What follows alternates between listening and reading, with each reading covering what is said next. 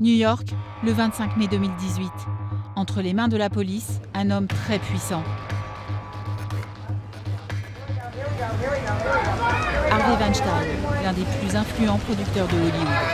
Harvey Weinstein coming out in handcuffs going into the Black Sequoia. Ce jour-là, Harvey Weinstein est inculpé pour agression sexuelle et 2 chefs d'inculpation, mais au total, il aurait abusé d'une centaine de victimes. Des actrices, des mannequins, des ex-employés qui l'ont toutes accusé d'abus sexuels, allant du harcèlement au viol. C'est d'abord le New York Times qui lance la bombe le 5 octobre 2017. Depuis des années, Harvey Weinstein achetait le silence de ses victimes. Dans la foulée, le 10 octobre, le New Yorker dénonce les pratiques du producteur ultra influent. Propositions indécentes, agressions sexuelles, les accusatrices de Harvey Weinstein racontent leur histoire. Pour piéger Harvey Weinstein, l'une des victimes, la mannequin Ambra Batilana Gutierrez, a même enregistré une scène de chantage scabreuse à la demande de la police et à l'insu du prédateur. Please, I don't want to do something I don't want Go to. to the... Hey, come here. Listen to me. I want to go downstairs. I'm not going to do anything. You'll never see me again after this. Okay? That's it. Okay, you can Yesterday go. you touched my breast. Oh, please, I'm sorry. Just come on. I'm used to that. But Come on. are you used to that? Yes, come in. Because No, but I'm not used to that. If you do this now, you will embarrass me. No. Fine. Never call me again. It's too much for me, I can't. Please, you're making a big scene here. No, Please. but I want to leave. Okay, goodbye. L'affaire Weinstein sonne la fin d'une époque. 30 ans d'omerta volent en éclats. Devant des millions de téléspectateurs, l'actrice Rose McGowan, l'une des victimes de Weinstein, incite tout le monde à briser le silence. Il est temps d'en finir, que les gens soient courageux. Il est temps que tout le monde soit honnête. 10 jours après le scandale, l'actrice Alyssa Milano invite toutes les victimes de violences à s'exprimer sur Twitter en utilisant le hashtag MeToo pour dire qu'elles aussi ont subi des agressions. Si vous avez été victime de harcèlement ou d'agression sexuelle, écrivez MeToo en réponse à ce tweet. La parole se libère, les femmes de tous horizons osent enfin témoigner. J'avais beau me décaler, il continuait à coller sa bite contre mon dos. Je suis sortie un arrêt plus tôt, en larmes. C'est une déflagration. En 2 jours, plus de 1 million de témoignages sont publiés sur les réseaux sociaux. Simultanément, le hashtag MeToo se propage en Europe, même au sein du Parlement européen. Me too. I have been sexually harassed, just like millions of other women in the European Union. En France, c'est un autre mouvement qui défraie la chronique, le hashtag Balance ton porc. La journaliste Sandra Muller propose carrément aux victimes de jeter les noms de leurs agresseurs en pâture avec ce tweet du 13 octobre. Toi aussi, raconte en donnant le nom et les détails un harcèlement sexuel que tu as connu dans ton boulot. Une incitation à la délation qui dérange. Mais quoi qu'il en soit, avec ces hashtags, tout le monde prend bien conscience du fait que les violences faites aux femmes sont une réalité inacceptable. Solidarité avec les femmes du monde entier. Les choses doivent changer, mais comment agir concrètement ? En France, la lutte contre les violences faites aux femmes s'organise. C'est même l'une des priorités du gouvernement, la mission de Marlène Schiappa, secrétaire d'État chargée de l'égalité entre les femmes et les hommes. Ça fait des générations que les femmes subissent des agressions sexuelles, du harcèlement de rue, des viols, en se taisant, en n'étant pas crues souvent quand elles parlent. Là, enfin, les femmes ont décidé de s'unir, de parler pour dire stop. Stop !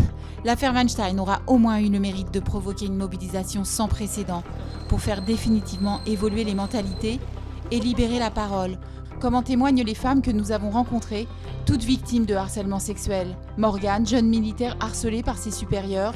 Mon chef de section m'a dit ce serait sympa que tu passes dans ma chambre ce soir. Solveig, comédienne qui porte plainte pour... Il y a un moment donné où j'étais terrorisée, donc si on me demande si j'ai consenti, la réponse est oui, j'ai consenti à ne pas mourir. Ou encore Caroline, insultée et frappée au visage dans un restaurant. Il faut que la honte change de camp, il faut que les femmes osent en parler. Toutes ont décidé de s'exprimer, ce qu'elles n'auraient sans doute pas fait avant le scandale. Retour sur une année historique pour le droit des femmes.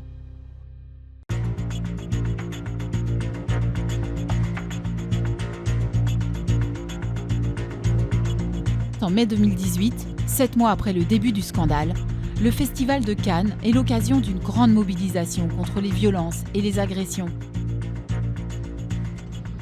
Le milieu du cinéma semble bien décidé à ne pas en rester là, à ne plus jamais fermer les yeux.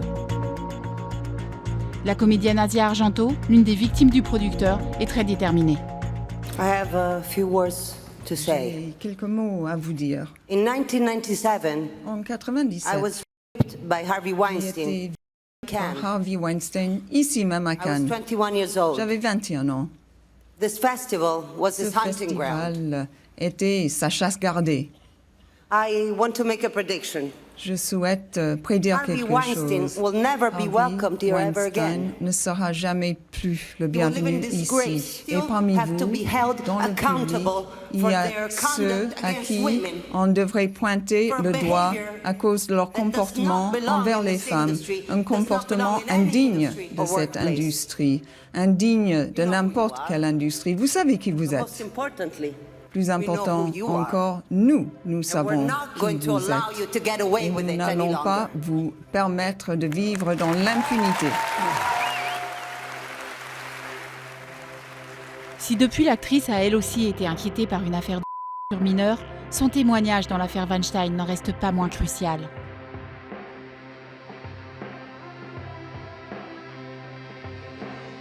Sur les marches, 82 femmes du monde du 7e art montent au créneau, ensemble, pour exiger la fin des agressions, des discriminations, des inégalités salariales.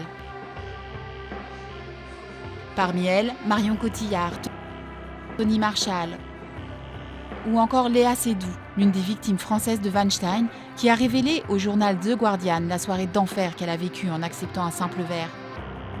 Nous parlions sur le canapé quand il a soudainement sauté sur moi et a essayé de m'embrasser. J'ai dû me défendre, il est grand et gros. Alors j'ai dû résister vigoureusement. Je suis partie, complètement dégoûtée. Salma Hayek aussi a été victime du producteur en 2002, alors qu'elle incarnait Frida Kahlo. Sur le tournage, il l'aurait harcelée, humiliée, menacée. Au nom de toutes ces femmes réunies à Cannes, Kate Blanchett, la présidente du jury, prend la parole. Nous, scénaristes, productrices, réalisatrices, directrices de la photo, sommes ici solidaires avec les femmes de tous les milieux professionnels. Le message est clair, il y aura un avant et un après Weinstein. Et pas un jour de cette 71e édition ne se déroule sans un colloque contre les violences. À quelques mètres du palais, dans un grand hôtel, Salma Hayek crée justement l'événement. Elle organise une conférence et elle a convoqué toute la presse. La star est investie personnellement dans la lutte contre les violences faites aux femmes. Elle préside la fondation du groupe Kering, le groupe de luxe dirigé par son mari François-Henri Pinault.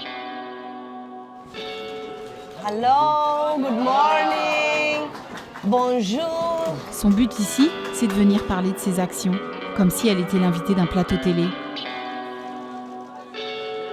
Now this is the time for action. 10 years ago, Kering started a foundation to fight against violence against women, provide them even with psychological and legal help to defend themselves. So 10 years ago, we were pioneers. It was a taboo. Everybody thought we were kind of weird. The fashion, luxury, doing that. Concrètement, la Fondation Kering finance des associations ou organise des séminaires de coaching auprès des cadres du groupe. Right now, we are supporting specifically 2 NGOs that focus on men. In order to even continue the well-being of women, you do have to focus on men. Et pour marquer les esprits, l'actrice n'hésite pas à comparer la lutte contre les violences à un régime. Human beings are very slow at change.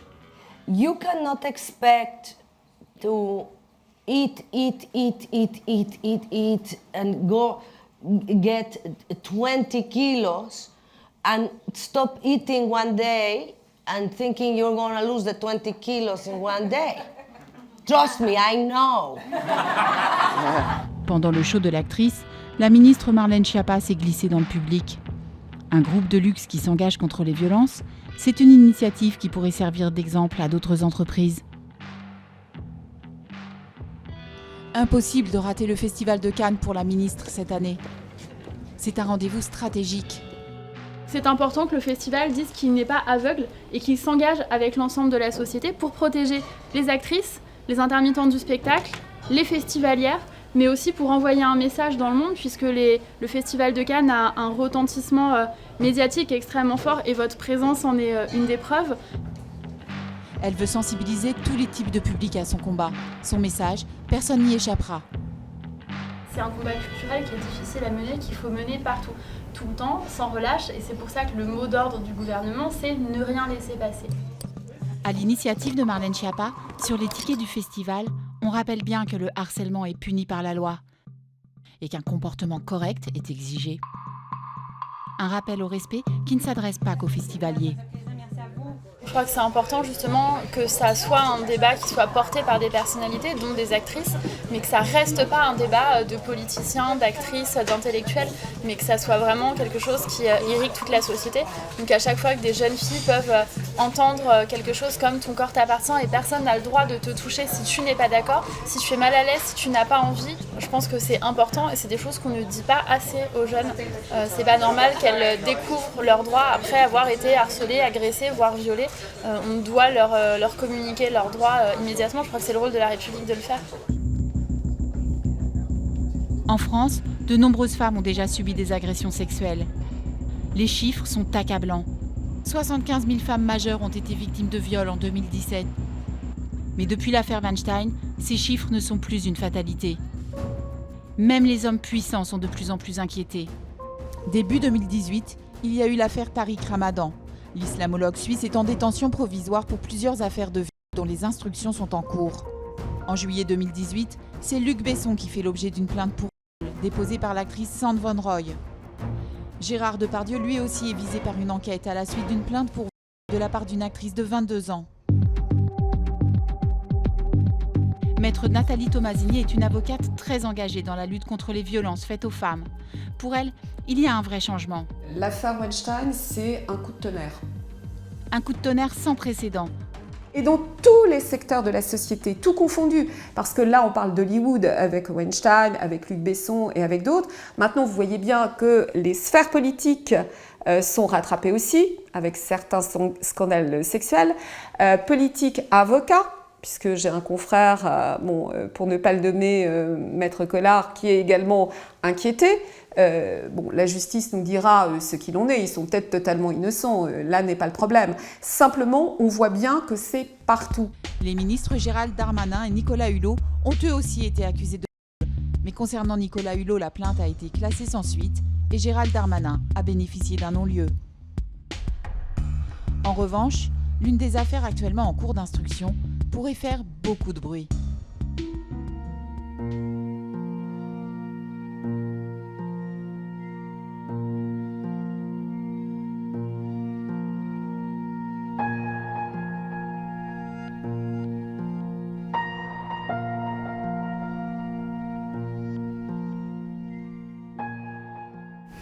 Déjà, il y a le trauma. Donc, moi, dans ce que j'ai vécu, il y a un moment donné où j'étais terrorisée. Donc, si on me demande si j'ai consenti, la réponse est oui, j'ai consenti à ne pas mourir. L'acte d'aller pour des prélèvements ou faire constater le viol et autres violences, il faut être totalement lucide et avoir réalisé, identifié et mis ce qu'on venait de vivre. La plupart des viols, et c'est impossible. Je ne pouvais pas porter plainte pour viol le lendemain, puisqu'il aurait fallu que je sois connectée à moi-même, et le viol m'avait déconnectée.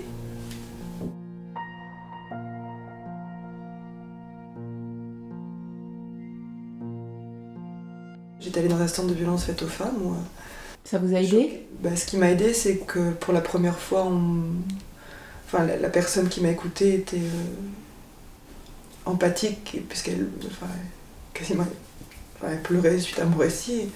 Et puis elle m'a dit et vous n'avez pas porté plainte, et cette phrase-là m'a sauvée parce que ça voulait dire que quelqu'un reconnaissait qu'il n'avait pas le droit de nier mon intégrité de la sorte, quoi.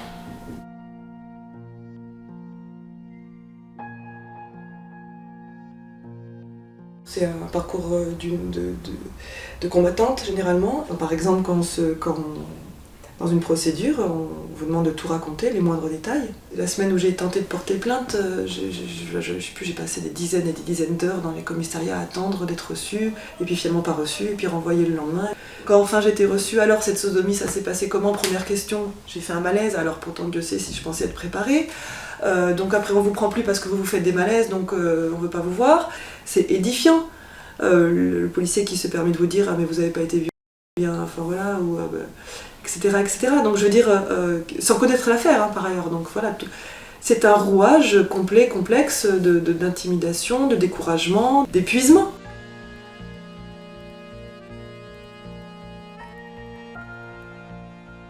Ce que me disait l'avocat, il me dit « Il faut que je vous prévienne, il y a beaucoup de portes qui vont se fermer. » Mais moi, elles se sont toutes fermées ce jour-là. Il n'y a plus aucune... Moi, j'ai tout perdu.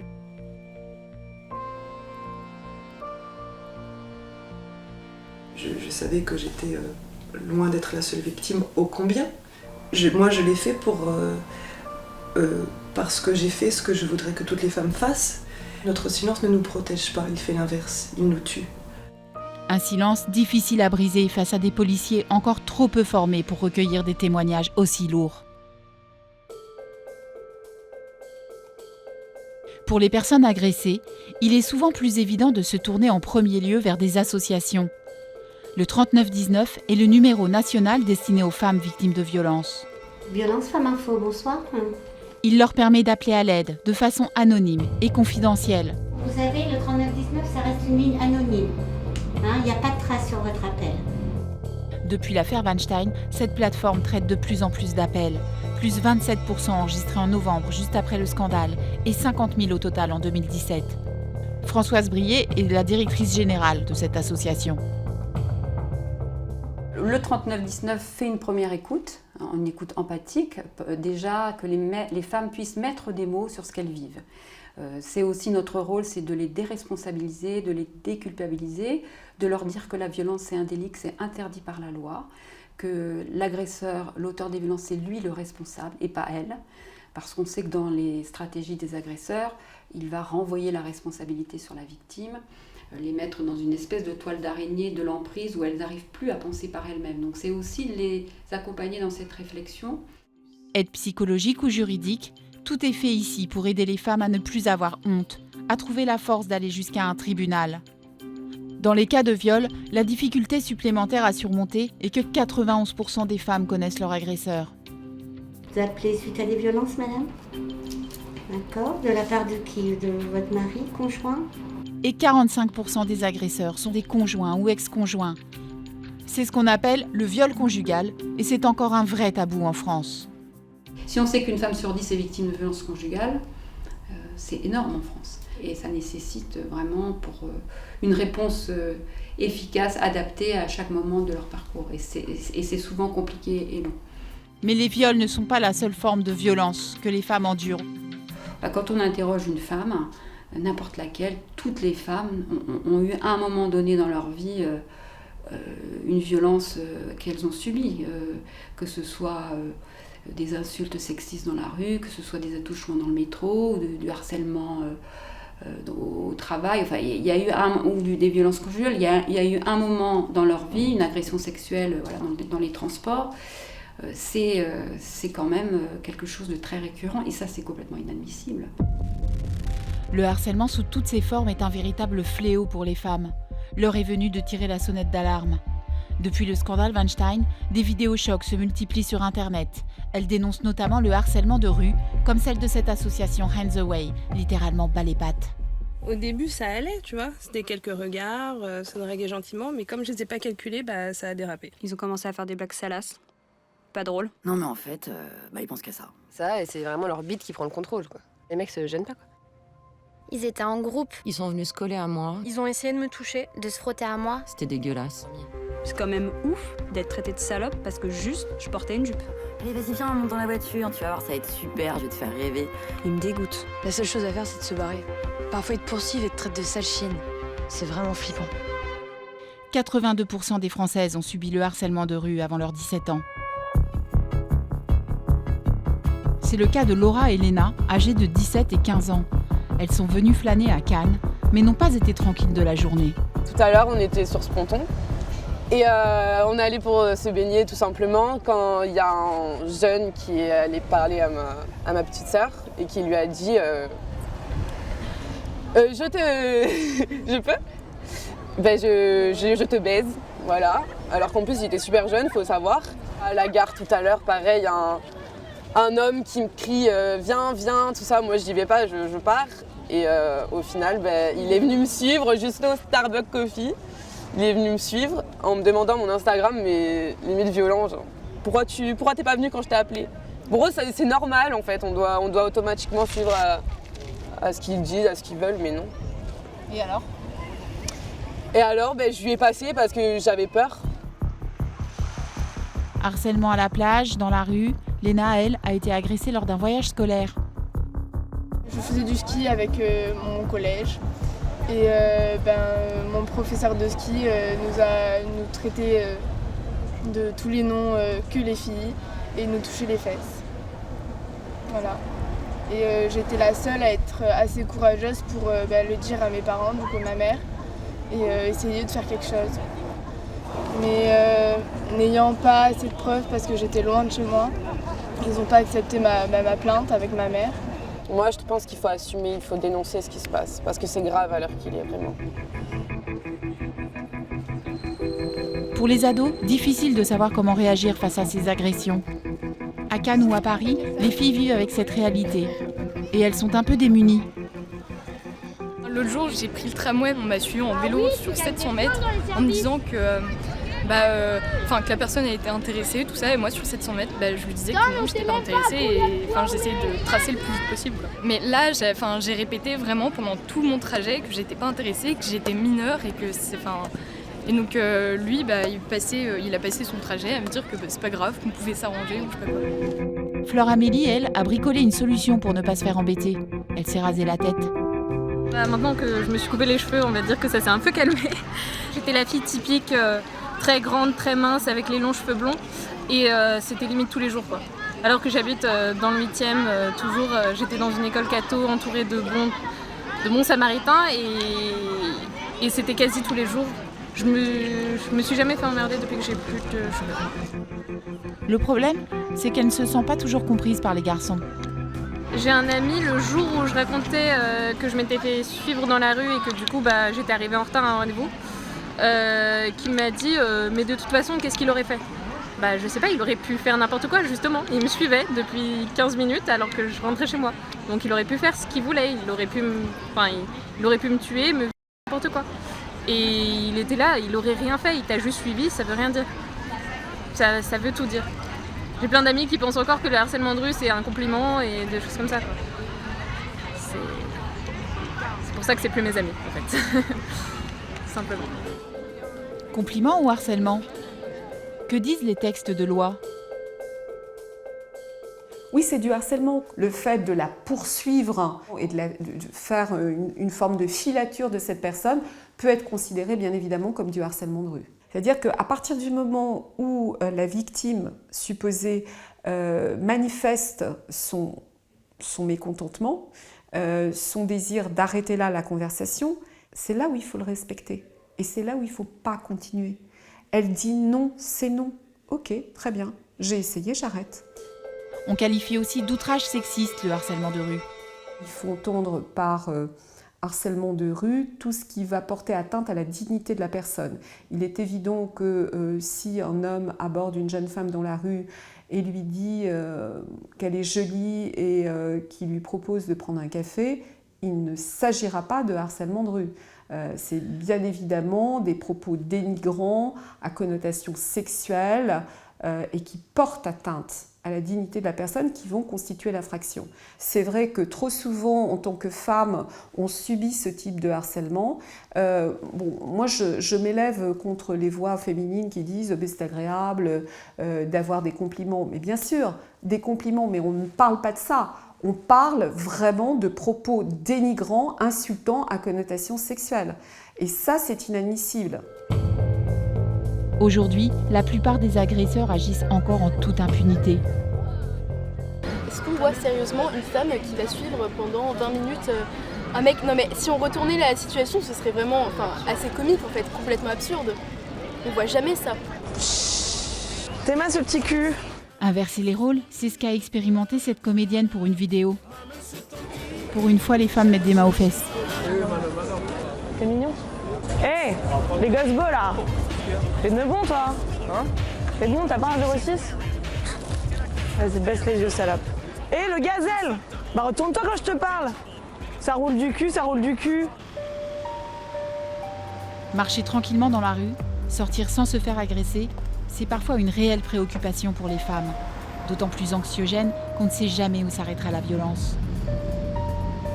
Des insultes qui deviennent des coups, c'est ce qu'a subi Caroline lors de ses vacances il y a moins d'une semaine. Encore sous le choc, elle a décidé d'en parler. J'étais en vacances à La Réunion et simplement je suis allée dîner dans un snack ouvert sur l'eau, qui était pas du tout craignos ni quoi que ce soit. Et, voilà, histoire de voir le coucher de soleil.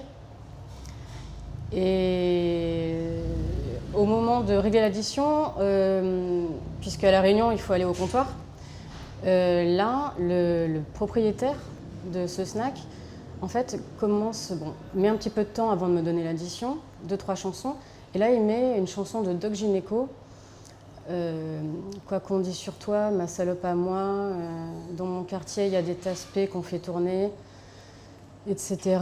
Et en fait, là, il met sa jambe sur le comptoir, l'autre par terre, et là, comme ça, il mime un acte sexuel contre le comptoir en me regardant dans les yeux et en sortant sa langue, en mimant un cunilingus. Et quand il dit salope et taspé, il me regarde dans les yeux, etc. Dans le restaurant, un seul autre client assiste à la scène. Caroline demande plusieurs fois l'addition, mais les deux hommes sont très alcoolisés. Le propriétaire du snack avait sorti aussi une bouteille de vodka. Je leur dis, ah oui, vous y allez un peu fort. C'était un double message aussi sur ce qu'il était en train de me raconter. J'avais beau essayer de détourner de détourner le propos sur sa consommation d'alcool, lui il continuait. Et pendant qu'il mimait son acte sexuel, en fait, il me disait, oui, c'est ça, toi t'aimes bien quand ça chauffe, hein, t'aimes bien quand ça brûle. Et l'autre personne dans le bar parlait? Il disait rien. Il était à côté, mais il disait rien du tout. Passif. Complètement passif. La seule chose qu'il ait dite, c'est quand j'ai dit, ah oui, vous y allez un peu fort quand même. Lui, il a dit, oui, mais il est comme ça, c'est mon ami, là on est dans son snack, donc il faut accepter comme il est. Bon. Ok. Caroline finit par payer, mais elle ne peut pas partir. Et en fait, d'un seul coup, il passe par-dessus le comptoir et là, il se met à me griffer. Il me griffe sur le bras. Et en fait, le fait que je rétracte mon bras vers moi, ça lui a fait complètement péter un plomb. Mais complètement. C'est-à-dire que là, il est parti en toupie totale. C'est-à-dire là, il a commencé à se fâcher sérieusement, à me dire quoi, mais pour qui tu te prends, espèce de sale salope, etc. Tu te prends pour qui? Moi, j'ai de la valeur. Là, tu te prends pour qui? Tu veux pas que je te touche? C'est quoi? Là, pourquoi tu te recules de moi comme ça? Tu te prends pour qui, etc. Tu sais pas qui je suis. Moi, je suis un ancien garde du corps de Premier ministre. J'étais garde du corps d'un ministre de la Défense. Je suis un boxeur professionnel. Regarde, moi, j'ai des muscles, etc. Il commence à s'embrasser les muscles et tout. Moi, j'étais là. L'escalade de la violence ne s'arrête pas là. En fait, après, il vient, il se met face à moi et je lui dis maintenant stop, etc. Là, il fait un pas vers moi. Moi, je fais stop, je le bloque. Je mets ma main directement sur son torse. Et en fait, du coup, c'est là qu'il m'a collé une trempe, direct. Qui m'a fait décoller d'1 mètre. Donc là, j'ai fait un effort pour ne pas tomber par terre. Parce que inconsciemment, je me suis dit, si je tombe par terre, je me suis dit, c'est fini, quoi.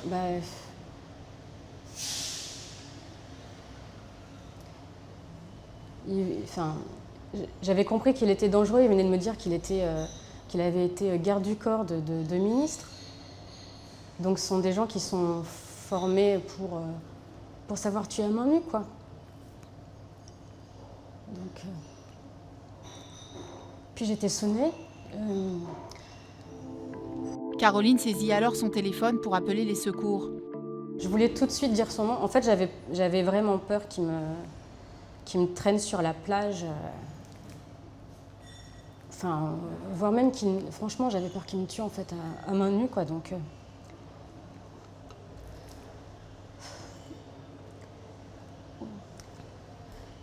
je me disais comment, si c'était enregistré,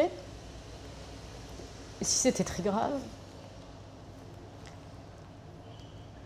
en fait, il pourrait être inculpé et que ma famille saurait ce qui s'est passé et qu'il pourrait y avoir des suites, quoi. Bonjour, donc là je viens de me faire agresser. Dans cette vidéo, Caroline décrit son agression comme pour se protéger.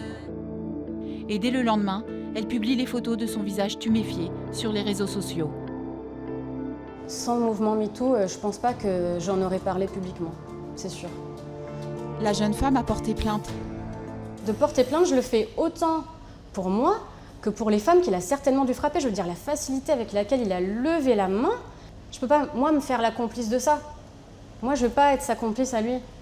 Moi, je vais parler parce qu'il faut le dénoncer. Il faut que ce mec soit puni, c'est certain. Et il faut que la honte change de camp. Il faut que les femmes osent en parler. Se battre pour que les femmes ne subissent plus le harcèlement et les violences, c'est l'une des priorités de Marlène Schiappa. La ministre a été nommée en mai 2017 au gouvernement. 5 mois plus tard, l'affaire Weinstein éclatait sur sa trajectoire. Cette femme d'action a choisi de mener le combat sur le terrain, comme ici à Trappes, dans les Yvelines. Bonjour, merci pour votre accueil. Elle vient passer 3 jours dans cette ville de banlieue avec toute son équipe pour être au contact de la population. Merci de savoir. Il faut être forte et je suis vraiment à fond avec les femmes. Marlène Schiappa vient notamment soutenir le travail des associations qui luttent contre les violences faites aux femmes. Dans cette maison de la justice, on propose une aide juridique aux victimes. Bonjour. Bonjour. Anne-Laure Carreau, juriste au Centre d'information sur le droit des femmes et des familles. D'accord. Donc on reçoit toutes les victimes d'infractions pénales, que ce soit une victime de viol, d'agression sexuelle. On intervient également dans les établissements scolaires. Alors justement, là on a lancé avec Jean-Michel Blanquer, il a envoyé une circulaire à tous les recteurs de France pour leur rappeler l'obligation légale que vous connaissez des 3 séances d'éducation, pour justement leur rappeler que c'est pas un libre choix, que c'est une obligation légale et qu'il y a des associations et des intervenants et intervenantes qui sont formés pour ça. Les collégiens et lycéens sont censés avoir 3 cours d'éducation à la vie affective et sexuelle chaque année pour entre autres les sensibiliser aux problèmes des violences. Mais cette mesure était peu suivie jusqu'ici. Je pense qu'à partir de la rentrée, ça devrait vraiment se remettre en œuvre, mais effectivement, vous avez raison, c'est très important que ça puisse exister réellement. Et les enfants, en général, sont réceptifs dans les interventions que vous faites ? Oui, honnêtement, depuis que je fais ces interventions-là, on a toujours eu des retours positifs. Franchement, ça se passe bien. Pour Marlène Schiappa, le nerf de la guerre, c'est de prévenir la violence par un travail d'éducation dans les établissements scolaires. Ici, à Trappes, elle souhaite rencontrer des lycéens pour les sensibiliser au débat sur le harcèlement, qui ont parfois échappé à certains élèves. Est-ce que tout le monde voit ce que c'est, MeToo ? Qui ne voit pas ce que c'est ? Ok, donc MeToo, c'est un hashtag sur Twitter. Donc hashtag MeToo, comme moi aussi. Et c'est né aux États-Unis il y a quelques mois maintenant. Et ce sont des femmes qui ont voulu dire « moi aussi, j'ai été victime de violences sexuelles, d'agressions sexuelles, de viols ». Ça permet aussi de rappeler un certain nombre de choses sur le consentement. En fait, on n'a pas le droit de vous toucher, d'exiger de vous quoi que ce soit. Chaque personne, que ce soit une fille ou un garçon, a le droit de disposer de son corps et le droit de dire non et le droit de penser non et de le dire quand on le pense. La notion fondamentale à faire passer est celle du respect. Et ce n'est pas toujours gagné. Que pensez-vous de l'égalité entre les hommes et les femmes ? Alors, qui est contre l'égalité entre les femmes et les hommes ? Levez la main. Toi ? Et pourquoi ? Civilisation, ça a toujours été comme ça. Je crois qu'il y a beaucoup de différences qui sont sociales. Tu te dis ça parce que tu l'as entendu, parce que tu l'as vu, parce que tu as vu des pubs, parce que tu as regardé la télé, parce qu'on l'a vu autour de toi. Mais je pense pas que ce soit étayé par des faits réels. Voir qu'on n'a qu'un seul élève qui est contre l'égalité femmes-hommes et qu'en plus il est à moitié en train de changer d'avis, je pense que c'est assez encourageant. Donc merci à vous. Mettez les jeter en dehors de l'espace de jeu. Dernière étape à Trappes, Marlène Schiappa assiste à un cours d'improvisation. Pour l'échauffement, je vous invite à marcher s'il vous plaît. On marche, on occupe bien l'espace. Dans cette école de théâtre, c'est la ministre qui répond aux questions des élèves et ils se sentent très concernés. Moi, ma mère est féministe et tout ça, mais par contre, ma petite sœur a un style très spécial et en fait, elle veut pas qu'elle s'habille de telle façon. Et je dis tout le temps à ma mère que de toute façon, ça l'empêchera pas de se faire bien sûr. embêter, des choses comme ça. Mais vous avez raison, parce que statistiquement, d'ailleurs, il y a plus de l'hiver que l'été. On a souvent l'idée reçue de dire qu'un homme va voir, par exemple, une mini-jupe ou une fille avec un décolleté, il va avoir une pulsion. Si c'était ça, le mécanisme du il y aurait plein de en juillet, août, et il n'y aurait pas l'hiver, parce que l'hiver, a priori, on a des manteaux, des écharpes, on est couverte. Or, statistiquement, il y a plus de qui se produisent l'hiver. Après, ça, c'est la théorie, et dans la pratique, on fait tout pour essayer d'éviter. Moi, ma fille qui est pré-ado et que je ne veux pas laisser sortir toute seule, je lui dis à chaque fois, sors pas comme ça. Le jour, je lui dis, danse pas dans la rue comme ça, tu vas attirer les dingues. Elle me dit, c'est moi la dingue. Donc je pense qu'effectivement, on projette aussi des angoisses sur nos enfants. Et je pense que là, c'est pas être féministe ou pas féministe, c'est juste avoir un instinct protecteur. Non mais on t'apprend ça tous les jours, on est responsable. La question des sanctions est aussi une préoccupation. Et puis, ni vu ni connu, quoi. J'aimerais savoir, est-ce que pour vous, augmenter la punition pénale, est-ce que ce serait une solution pour arrêter les agressions sexuelles? Ouais, moi je pense qu'il faut vraiment mieux condamner les violences. C'est vrai qu'il y a de plus en plus de femmes qui parlent. On a eu plus de 34% de plaintes après MeToo, Balance ton porc. Mais ça suffit pas parce que les chiffres nous disent qu'il n'y a que 1% des violeurs qui font de la prison réellement. Ça veut dire qu'en fait 99% des voilà, ils sont dans la rue, à la Fnac, chez eux, en train de regarder la télé, au travail, pas en prison en tout cas. Donc ça, c'est assez inadmissible. Nous, on pense qu'il faut mieux condamner les violences sexistes et sexuelles. Donc c'est pour ça que j'ai un projet de loi qui passe la semaine prochaine au Parlement. L'idée pour nous, c'est effectivement de pénaliser le harcèlement de rue, de verbaliser avec des amendes et de renforcer aussi la condamnation pour les viols, notamment sur les mineurs de moins de 15 ans, et d'augmenter les délais de prescription. Parce que très souvent, c'est quelque chose qui détruit même partiellement ou que vous enfouissez. Donc je pense que c'est important de laisser cette possibilité. Notre chère délégation ministérielle va s'en aller. Merci beaucoup. Voilà. Merci vraiment de nous avoir accueillis. Bravo. Avec son projet de loi, la secrétaire d'État a décidé d'être encore plus sévère pour que les choses changent définitivement. Ce qui m'insupporte le plus, c'est l'immobilisme et c'est de voir que moi, je peux vivre des choses que ma mère avait vécues, que ma grand-mère avait vécues, que mon arrière-grand-mère avait vécues. J'aimerais bien que la génération qui arrive, ce soit la première génération qui ne vit pas les mêmes discriminations, les mêmes inégalités, les mêmes agressions que celles que nous, on a pu vivre.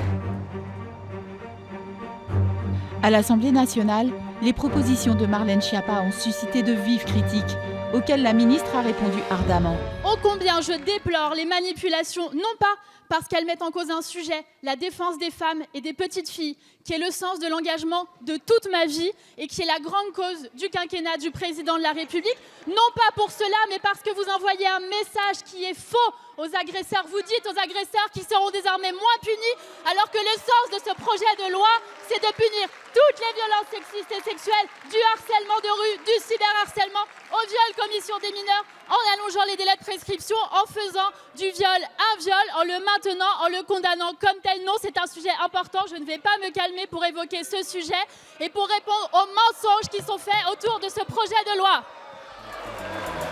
Merci, Madame la Ministre. La loi qui renforce la lutte contre les violences sexuelles et sexistes a été adoptée le 1er août 2018. Désormais, le harcèlement de rue sera sévèrement sanctionné. Sifflements, insultes, commentaires dégradants constatés en flagrant délit par la police pourront être punis par des amendes allant de 90 à 3 000 €. Reste à savoir si ces mesures contre les outrages sexistes seront facilement applicables. Un autre article punit le harcèlement en groupe pour viser le cyberharcèlement. Concernant les viols sur mineurs de moins de 15 ans, la prescription passe de 20 à 30 ans et les peines sont doublées. L'amende passe de 75 000 à 150 000 € et l'emprisonnement de 5 à 10 ans.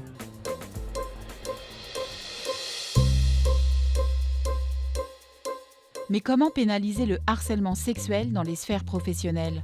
Dans les bureaux, les abus ont longtemps régné en maître. Et là aussi, plus que jamais, s'opère une prise de conscience pour en finir avec tout ça. Avec l'affaire Weinstein, enfin, on a mis en exergue, on a désacralisé cette promotion canapé qui est contrainte dans tous les milieux, En droit du travail, quand vous avez des hommes puissants qui dominent les relations justement professionnelles, les femmes se sentent parfois obligées, contraintes d'accepter ce harcèlement sexuel, voire plus. Toi, je vais... Ras-le-bol. Sur les réseaux sociaux, des employés dénoncent le prix à payer pour être une femme active. La stagiaire avant toi, je l'ai sautée. Elles balancent les propos des machos du bureau, de leurs supérieurs pathétiques, dans un drôle de mouvement baptisé « Paye ta robe » chez les avocats, « Paye ton plan » chez les architectes, « Paye ton journal » pour le milieu de la presse, « Paye ta police, ton sport, ton psy, ta fac, paye ton treillis chez les militaires. Et paye ta blouse aussi. Le milieu hospitalier n'est pas en reste. Célèbre ferait un beau collier pour ma bite. Je crois qu'il est grand temps que tu me suces. Toutes ces perles sont anonymes, mais pointent du doigt les violences historiquement répandues dans l'univers médical. Dans les salles de garde, combien de fresques pornographiques sont devenues légendaires?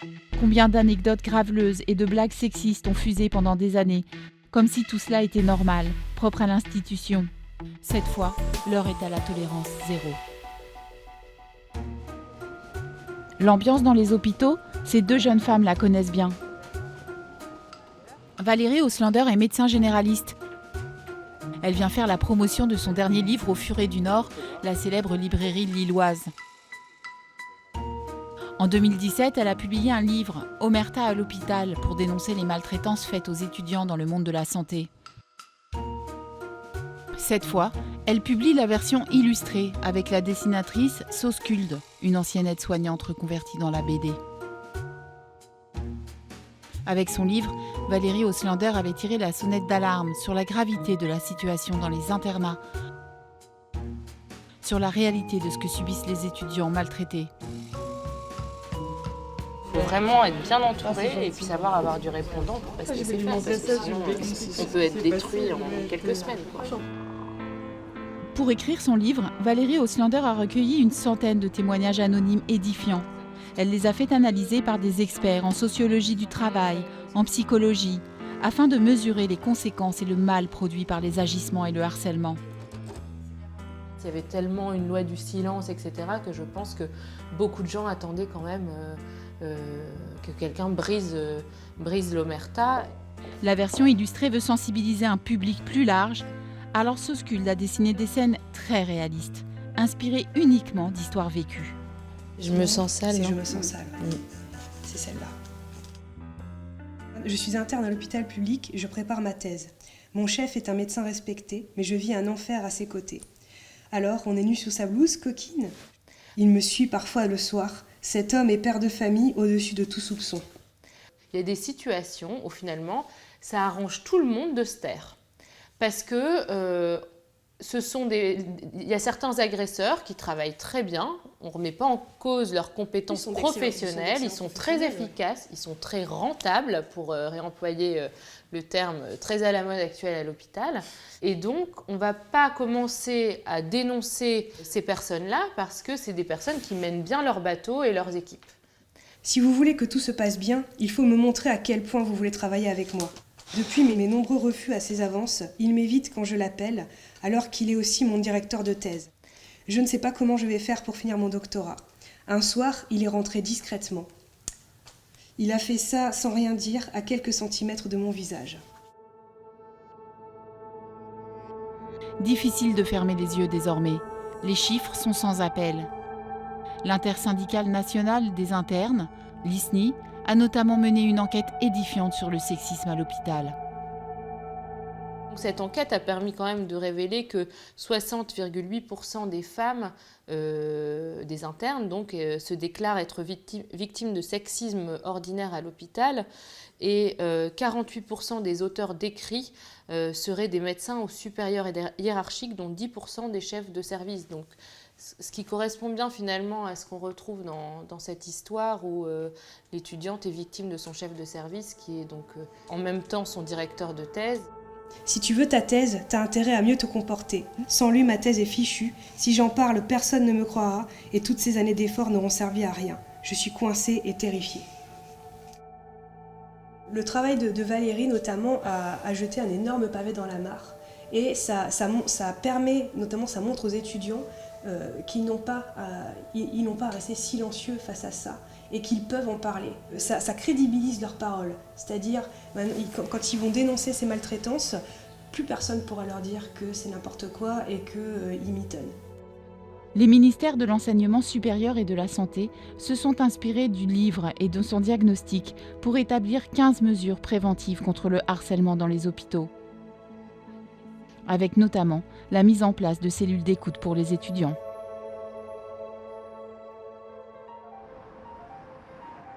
Dans de nombreux univers professionnels, sensibiliser les salariés à la problématique du harcèlement sexuel est devenu une priorité. Marie Delmont travaille dans un cabinet de conseil spécialisé dans les ressources humaines.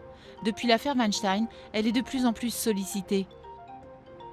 Aujourd'hui, c'est la société de sondage Kantar, leader mondial des études marketing, qui fait appel à elle. Bonjour. Bonjour. Marie, enchantée. Enchantée. Bonjour. Bonjour. Pardon. Enchantée. Bonjour, Joseph. Bonjour. Pendant 2 heures, Marie va animer un groupe de réflexion. Autour de la table, des cadres du département ressources humaines de l'entreprise. Je vais vous demander d'être très participatif et interactif, c'est comme ça qu'on conçoit nos sensibilisations. Le premier exercice de la formation consiste à différencier le harcèlement sexuel des agissements sexistes. Alors du coup, je vais vous laisser 5 minutes pour pouvoir constituer vos groupes et puis travailler sur ces 2 notions. Alors, est-ce que c'est obligatoirement, vous pensez, dans l'objectif d'obtenir quelque chose au niveau sexuel? Non, pas forcément. Non. Pas forcément. Harcèlement sexuel, le terme est un peu ambigu en fait, je trouve. Parce que tu peux très bien avoir un... Est-ce que tu considères... Alors, déjà, comment tu différencies Est-ce que tu différencies le harcèlement sexiste de sexuel? Un agissement sexiste, non. C'est dire, par exemple, je sais pas, tu es mignonne aujourd'hui, tu as une belle jupe. C'est un harcèlement sexuel pour toi, ça? C'est un agissement sexiste. Après, si ça devient tous les jours un agissement sexiste... Pourquoi sexiste? Enfin, je veux dire, tu complimentes quelqu'un sur sa tenue, je pense que c'est sexiste pour le coup, là. Ah, dire à une femme qui est mignonne aujourd'hui... Non, t'es mignonne aujourd'hui, d'accord. T'as une belle robe, j'aime bien ta robe aujourd'hui. Bah non, je suis désolé, t'as le droit de faire un compliment à quelqu'un. D'accord, mais tu as dit, là en l'occurrence, tu dis, tu es mignonne aujourd'hui, tu as une belle jupe, j'aime bien ta jupe. Moi, je trouve que c'est un agissement sexiste. Sexiste? Ouais, tout à fait. Donc pour toi, si une femme venait et disait à un collègue masculin, ah dis donc, t'as un beau costume aujourd'hui, t'es vachement bien dedans. T'es beau aujourd'hui, tu es mignon. Mais encore une fois, ça dépend de comment tu le fais. C'est-à-dire, tu peux très bien dire ça aussi sur le ton de la tonnellerie, ça dépend comment tu connais le collègue aussi. Tu sais, tu me rappelles la phrase de Desproges, on peut rire de tout, mais pas avec n'importe qui. Ouais. Je veux dire, il faut pas non plus tomber dans l'extrême, quoi. C'est vrai que je pense on est tellement prudent et tellement terrorisé par l'idée de tomber dans le harcèlement sexuel qu'on en vient à s'américaniser là-dessus. Depuis l'affaire Weinstein, la hantise de certains salariés est de ne plus pouvoir rien dire au bureau. Si on se focalise sur tout ce qui est harcèlement sexuel, agissement sexiste, alors on peut plus rien faire, on peut plus draguer, on peut plus rire, on peut plus prendre l'ascenseur avec une femme. Alors dites-moi, qu'est-ce que vous en pensez justement de tout ça? Tout est une question de contexte et de consentement. Exactement. Je pense que vous avez parfaitement touché du doigt ce qui est important. C'est la notion aussi de consentement. Quel est le type de compliments que vous pouvez vous autoriser à faire, qui peuvent toujours contribuer à mettre une bonne ambiance dans l'équipe et qui ne seraient pas sensibles, selon vous? En fait, c'est une situation que j'ai vécue il y a 2 ou 3 ans. Donc j'avais eu une collaboratrice dans mon équipe qui de temps en temps était très bien habillée. Donc je lui disais, mais voilà, tu es très bien habillée, tu es toujours classe, mais une fois tous les 3 mois à peu près. Je n'ose plus aujourd'hui, mais vraiment. Et c'est plus moi. Mais bon, je suis obligé de faire ça parce qu'aujourd'hui, tout devient tellement sensible. Et bien la limite, encore une fois, on ne sait pas où la mettre. Du coup, voilà. Donc c'est assez difficile aussi pour le manager, parfois, qui a envie de créer une bonne et une belle ambiance dans l'équipe. Et bien il y a certaines phrases qu'il ne peut plus dire aujourd'hui. Demandez-vous si votre femme, votre sœur, votre mère, votre fille vous rapportait ce type de propos, comment vous réagiriez? Qu'est-ce que vous lui conseilleriez? Bon, je ne sais pas si quelqu'un a encore... On est bon?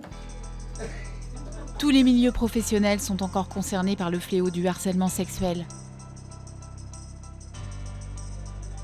Mais en 2018, un changement profond des mentalités s'est amorcé. Les entreprises s'organisent, les victimes osent parler, quitte à perdre leur emploi. C'est le cas de Morgane Blanchet. À 20 ans, elle a dénoncé les violences qu'elle subissait au sein de l'armée avec un aplomb hallucinant. C'est les 3 mois de classe qu'on fait pour se former en tant que militaire qui ont été très compliqués pour moi. À 18 ans, Morgane s'est engagée dans l'armée. Et elle a eu de gros problèmes avec ses supérieurs, des militaires. Mes cadres étaient régulièrement sous ou défoncés. 2 cadres dormaient tous les soirs dans le lit de 2 filles de ma section. Elles étaient consentantes, mais du coup ça posait quelques problèmes. J'en ai parlé, et ce que je n'aurais pas dû faire, parce que du coup le cadre en question s'est senti menacé, parce que c'est des choses qu'ils n'avaient pas le droit de faire. Donc je me suis retrouvée enfermée avec lui dans un local. Il m'a frappée à 2 reprises. Il m'a mis un coup de poing dans la figure pour me faire taire. Ensuite, c'était mon chef de section qui me faisait beaucoup de remarques du genre j'aime les blacks aux grosses fesses et aux cheveux courts, ça m'excite. Enfin, j'avais droit à pratiquement tous les jours des remarques comme ça devant d'autres cadres, devant mes collègues. Et c'était vraiment lourd moralement à supporter. Pendant 3 mois, terrorisée, elle se tait. Au début, j'ai rien dit parce qu'en fait, je voulais absolument rentrer dans l'armée.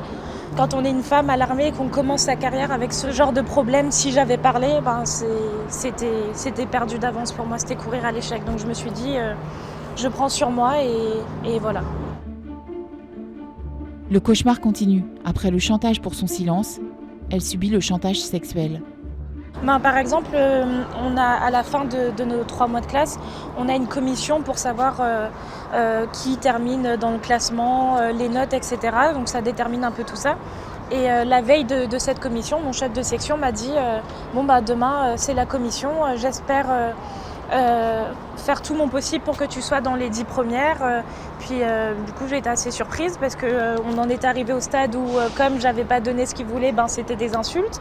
Et puis après il m'a fait clairement comprendre que il m'a dit oui, ce serait sympa que tu passes dans ma chambre ce soir pour qu'on en discute. Donc j'ai très bien compris que oui, pour arriver dans les 10 premiers, fallait que je lui rende visite dans sa chambre, ce que je n'ai pas fait. Et le lendemain, quand on nous a rendu nos notes, etc., ça s'est clairement vu, parce que j'avais des notes catastrophiques, ma remarque, elle était juste infecte, et voilà. Qu'est-ce que vous avez décidé de faire alors à ce moment-là ? Toujours rien. Je me suis dit, tu arrives au régiment et puis tu laisses couler. Mais les menaces s'intensifient, les agresseurs ne lâchent pas Morgane.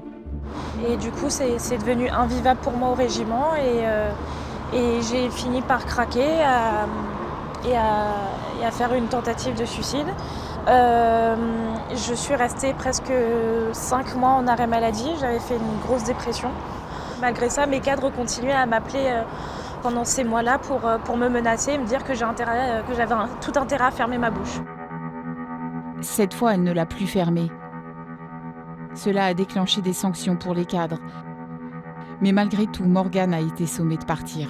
La personne qui s'occupait de récupérer tous mes comptes rendus sur ce qui s'était passé pendant mes classes, quand je suis partie, elle m'a dit très clairement ça a fait des vagues et ça n'a pas trop plu au régiment que tu parles de ce qui s'est passé.